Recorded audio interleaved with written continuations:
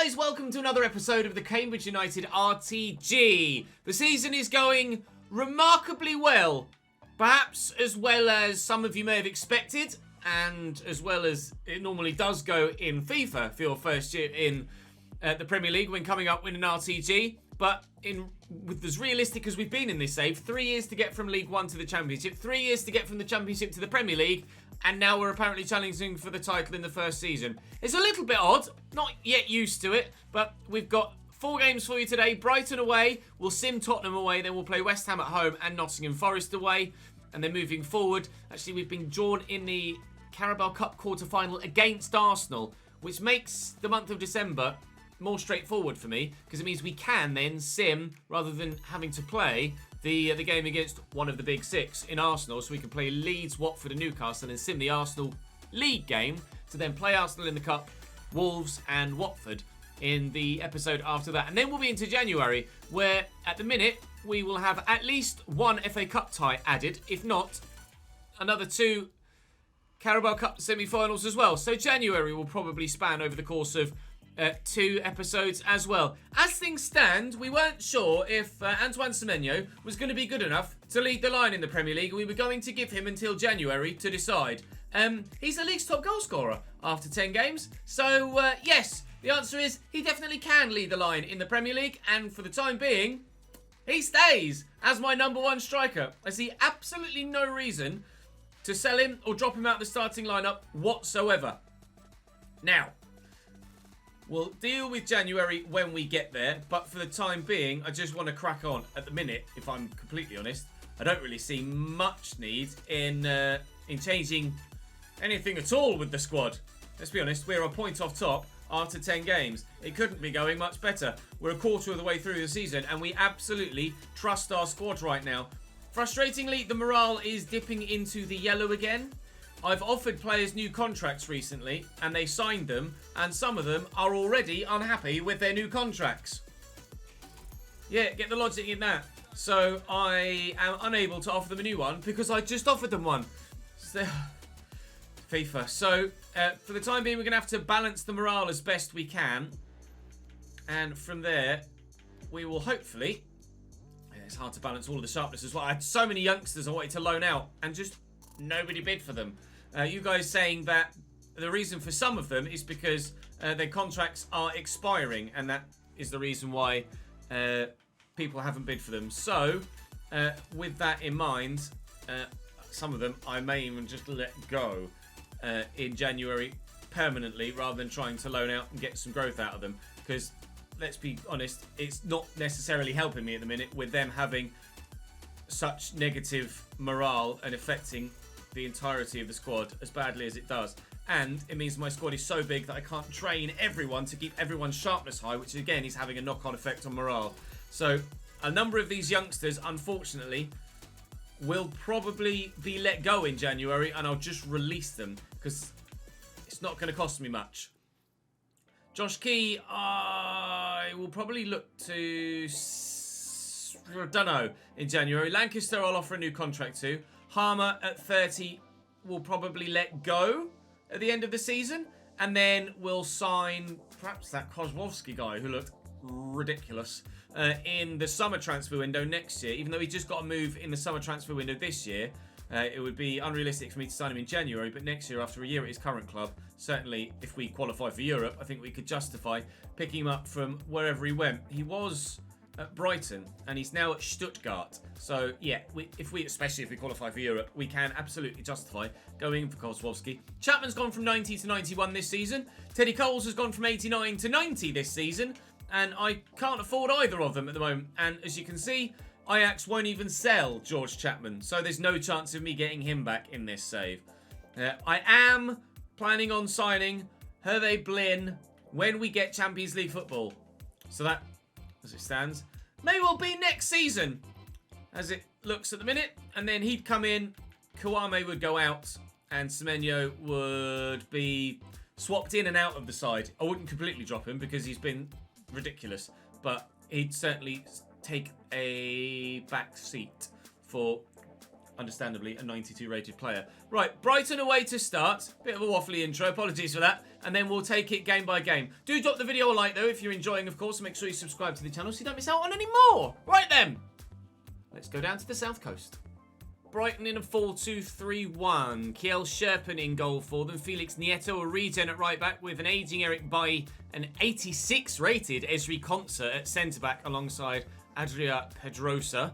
Franck Kessié, 86 in their midfield, as well as Florentino in there as well. Victor Miejo on the right with Gabby Martinelli, 88 rated on the left. Enoch and Wepu at cam with Oyan Sunset up top. They have a ridiculous couple of players.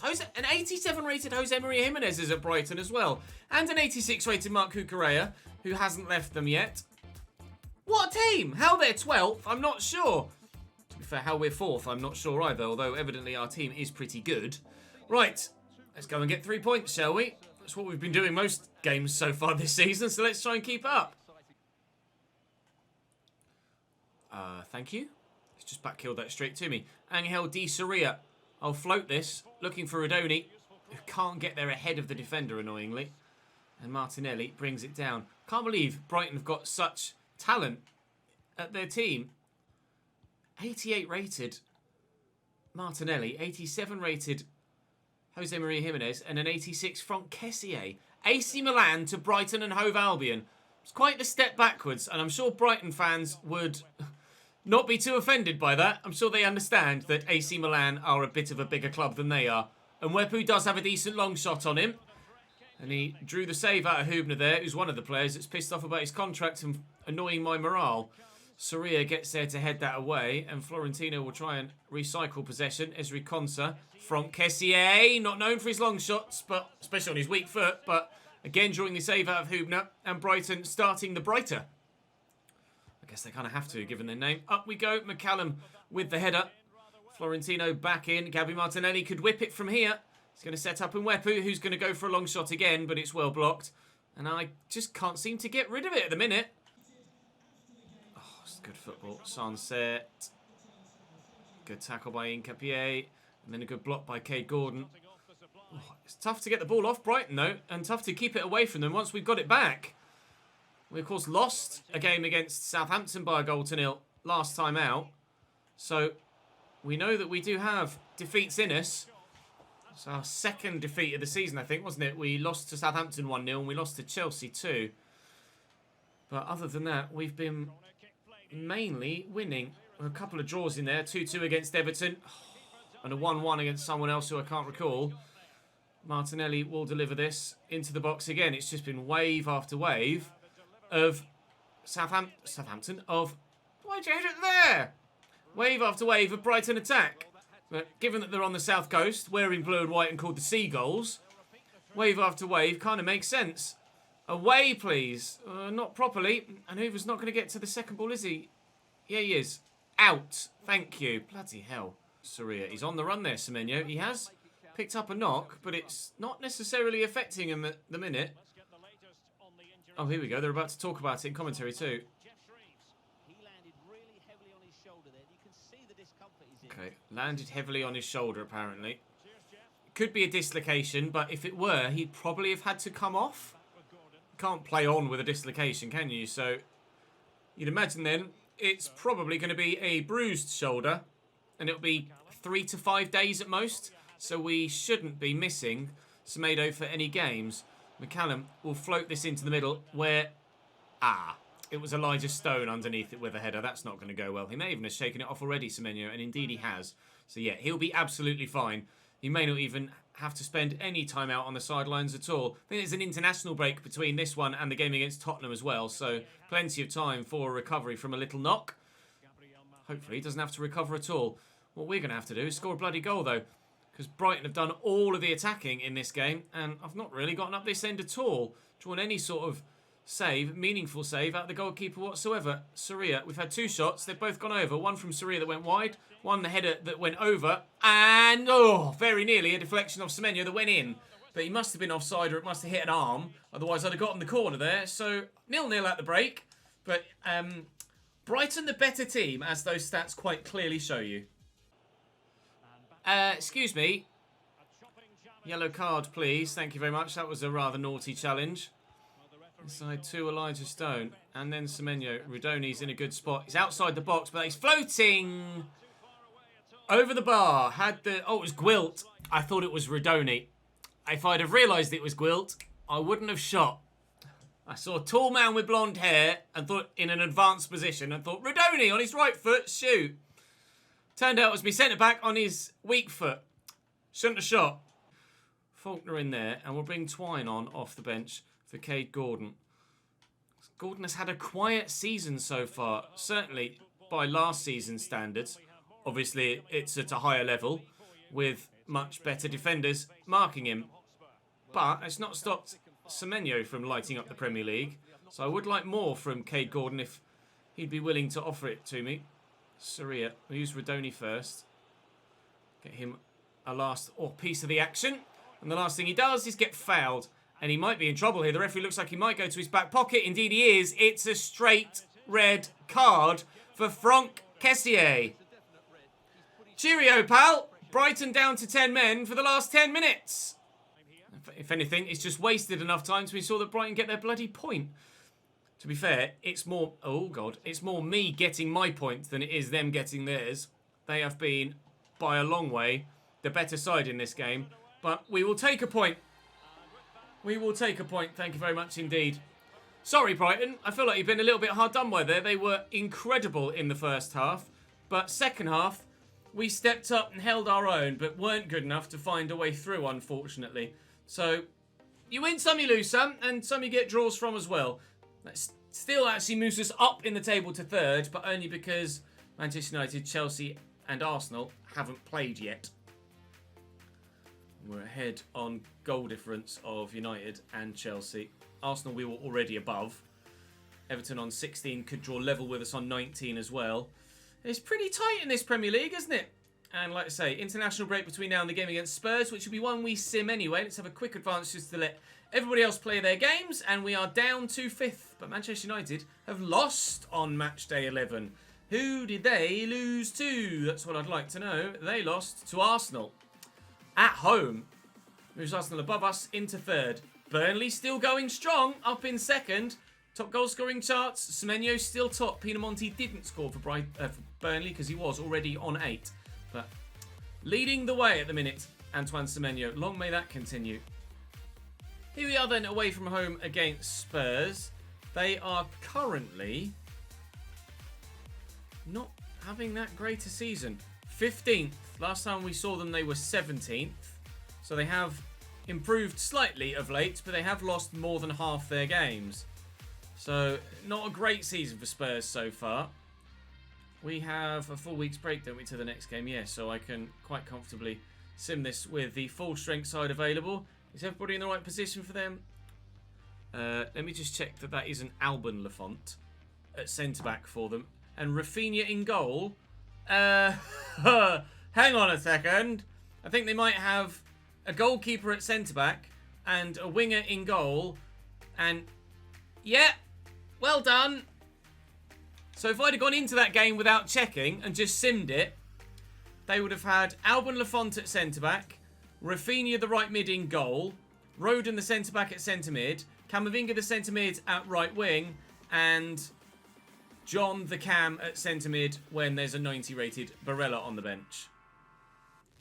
Good game! Really good game! For fuck's sake. Sim match! Now that Tottenham have their full strength side, we still win. Semenyo, Barrero and Semenyo again, up to 11 goals now for Antoine Semenyo. It seems this Cambridge United side are pretty unstoppable at the moment. So we'll head into the next game against West Ham. And, oh my god, someone's actually loan bid for one of the players I wanted to loan out. To be fair, I did offer him a new deal and extended his contract that was running out. That's probably... Oh, I didn't want to do 2 years. Bollocks. Oh, I wanted to do a short term. Never mind. That's probably why he's now had the loan bid come in for him. A lot of those youngsters I am just going to release, I think. I may even do it before January and just get it done and out the way so that my morale improves. Because, well, actually, to be fair, it's not necessarily having a negative effect on the way that we're playing, is it? But still, it's the right thing to do. Let's go and play West Ham then and see if we can't continue the positive run of form. The unbeaten run of form at the very least. If not, hopefully, winning run. 4-2-3-1 for West Ham as well, with regen Ramon Lopez in goal. Nathan Patterson at right back, and Ndicka, Marcao and Kalulu, the young guy from AC Milan, at left back for them. Wilfred Ndidi and Alan Varela at CDMs, with Olayinka on the right, Eharia on the left, Benrahma at cam, and Cesar Izquierdo at striker. 72 rated regen. They've got Rainier, Damsgaard, Bogard, Neri, Velasco, Elvedi and Trott on the bench. Let's see what this West Ham side is all about then. Another win would be lovely. Good header by Elijah Stone. Falconer forward into Semenyo. Ugh. Here is Kay Gordon. Falconer's gone on a blitzing run in behind.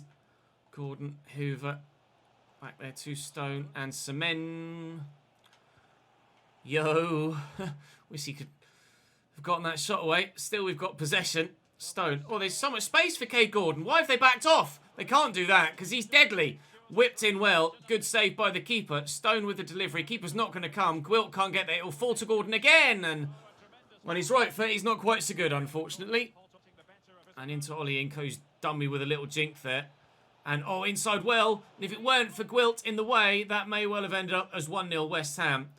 Desperate defending at the back for me there. And on the counter-attack, Falconer's going to have the half to himself. But he's a little bit slow.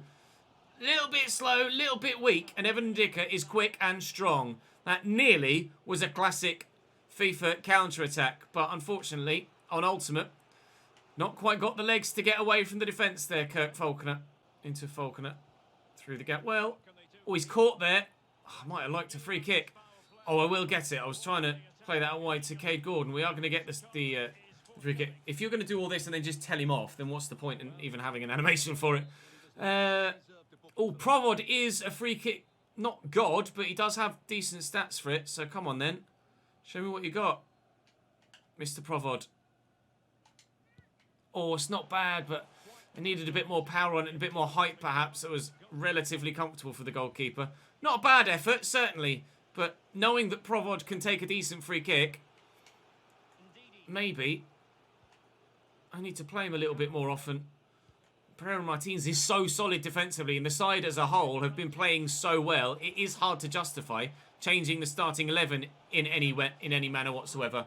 Hubner got his face stuck inside the post there, I think, for a moment. Benrahma with the corner for West Ham, and it's pretty poor indeed. Twine does that. Indeed, he back to Ejaria and picked off by Provod.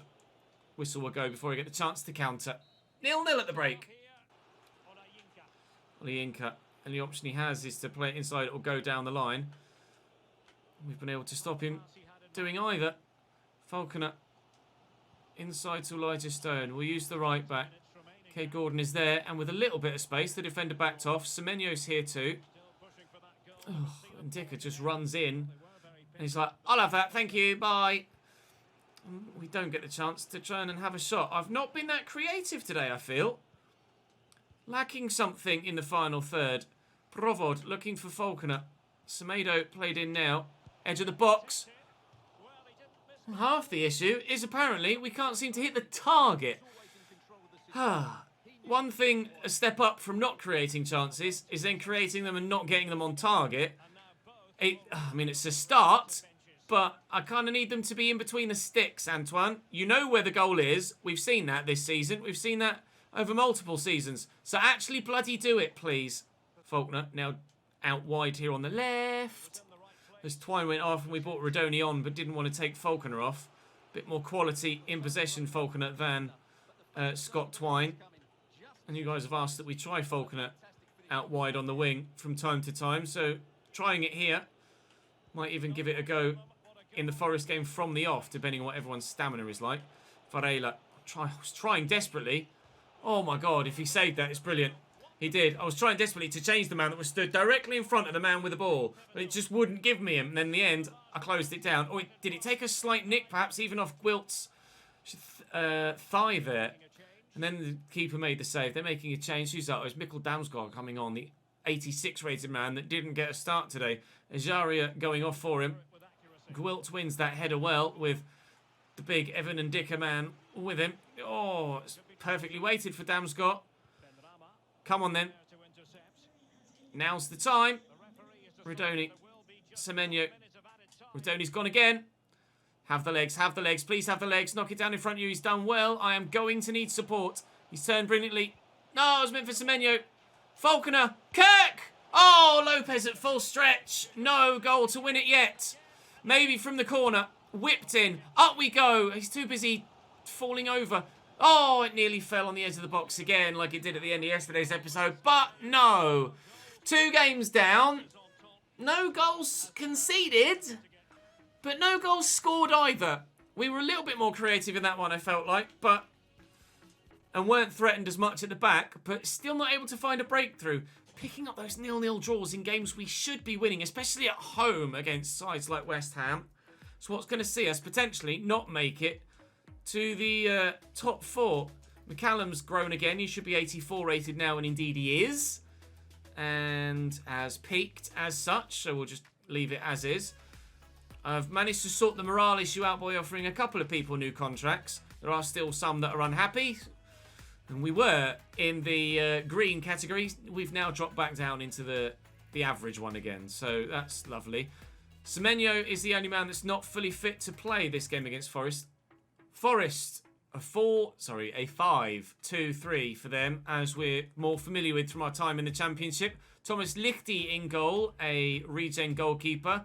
Mohamed Dreger at right back with Sepp Vandenberg, Ryan Yates, Scott McKenna, and Angel Marchant at left back. Or Marchante, not sure his nationality. 74 rated left wing back. Brian Ojeda in the middle alongside Elias Bow, who's new for them. Brennan Johnson on the right. Alex Maiton on the left, as we're familiar with. But Georgios Koutsiais at striker, who was previously at Chelsea and has been let go. On the bench, Sam Surridge, a couple of other regens. Kay Seahus, who we've played against in the Ajax save over on Facebook. Arnel Nordin, Kingsley Nhizibwe, you remember him from the FC Köln series on FIFA 20. And their backup goalkeeper is Ethan Horvath. So 79 rated is as good a goalkeeper as they've got. We've rotated a little bit, as you saw we might well have to do for stamina. Lancaster, Kouame and Josh Key in. Everyone else is full strength. Right, Forest away. Let's get a win in a play game today, shall we? Or at least a goal scored. Again, try my best to stop him throwing it to either. Oh, it's nicely done. Oh, Alex Maiton, get to that, Michael. He's just out-muscled him more so than anything else. It's still falling free for Forest. They've hit the post at McCallum. I think that was his first touch, actually. Don't know as that was actually an attempted clearance. His first touch is completely ricocheted around. Here is Angel Di Soria back in the starting lineup after a rest in the last one. Rudoni fired to Elijah Stone.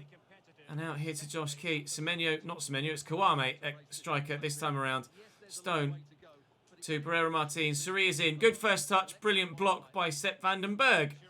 Fully expecting the Championship side that's lower rated than most of the other sides that we've played this year to give me more of a tough, stern, physical, defensive test. As is customary with all FIFA games in the past few years. The lower rated the side, the more difficult they are to play against the majority of the time. Kouame out wide, especially if they have a bloody 5-back. We'll look for Rudoni over the top, though. And he's in behind here. And he nods it down well. And the turn is decent. And Kouame's there. And it's blocked well by McKenna. It's not the best of clearances, but they will work it away. First chance comes. First chance goes. Guess what? 0-0. Dreger in the box.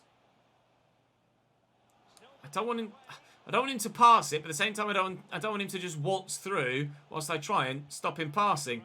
Brennan Johnson, get a block on it. Well in Incapié. Brilliant block. 5 to go in this first half. Kouame is going, but he's got 5 up against him, so there's no point trying to play him through there.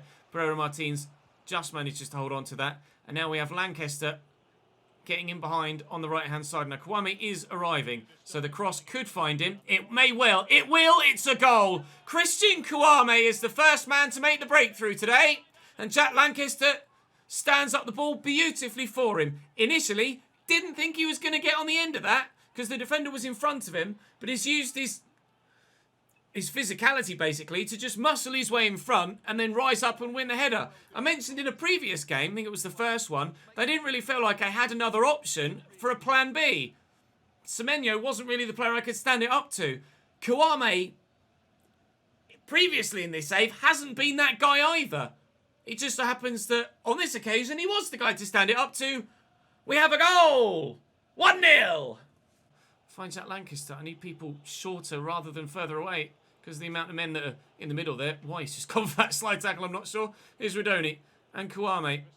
So you can see Sirius just waiting to make that run. Into Kouame. Bend it. Oh, it's going to come off him as well, isn't it? That's a goal kick. Oh, man. So far, one's enough, but I don't see a second coming at this rate. Well up in Capier. He's done brilliantly there. 5 left. With it as narrow as it is, as tight as it is, I think it's probably best that we don't push too hard. But Semenyo could be in here. Keeper's come. I'll lift it over him. It's a good save. Oh, and he can find the angle. Oh, the yellers! Christian Kouame came on and threatened Semenyo's starting spot. Nope. Antoine's going to stay as our main #1 striker. That's his 10th goal of the Premier League season. And maybe this win could move us back into the Champions League positions. He got lucky that it fell back to him. But to be fair, when it fell back to him, the angle is tight. But no defender decided to use their nous and track back and get on the line. So from that angle, he has just been able to squeeze it home on his left-hand side. His 12th goal in 14 games. Oh, of course, he had 9 at the beginning of the episode and then scored a couple in the simmed game against Tottenham, didn't he? So that's his 12th goal of the season, not his 10th. And he now rather heavily leads the way, presumably, in the goal-scoring charts. I don't know how well Pinamonti's been scoring recently, or Yusuf En-Nesyri, who was also up there on 8 goals when Semenyo was on 9. We'll have a look after this game, and we'll clarify whether Semenyo still leads the way. I imagine he will do, with another 3 goals today in the 4 games. Semenyo caught from behind. Play continues. A look for Soria. He's just blowing his final whistle. We'll take it. It does read 0-2 come the end of the game. And we get ourselves 3 of your finest English Premier League points. Thank you very much. Thank you to Christian Kouame as well for finally making the breakthrough. And then Semenyo comes off the bench to ensure that we get multiple goals in today's episode. And we're up to 2nd. Although Burnley have a game in hand. Never did I think that being in 2nd place and Burnley having a game in hand would ever genuinely be a threat. But it is. And Manchester City level on points with us, level on goal difference with us as well, but they have a game in hand too. And looking further down, Everton in 7th, game in hand. Arsenal in 13th, game in hand. So by the time they've played those and presumably won them, then they will have caught us up and we will no longer be 2nd. Indeed, we're not. Burnley top the table. Manchester City drew. Burnley won. Burnley lead the way. Up the Sean Dyche. We're in 3rd. That'll do for today. Actually, no, let's check the goal scorer charts. Yeah, 12. Oh, Depay's up there now as well with 9 for Liverpool. Pinamonti scored 1 today. En-Nesyri's got none. Semenyo's gotten 3. He leads the way. 12 in 14. Depay now in 2nd, joint with Pinamonti. Kulusevski there in 8th. Pinamonti and Honorat there with 7 as well for Burnley. Is, between the 2 of them, firing Burnley potentially to a league title challenge? Well, you thought it was unrealistic enough that we were up there. Burnley are too, so all realism's out of the window. Up the Cambridge United, up the Clarets. Right, thank you very much for watching, guys. I'll see you tomorrow.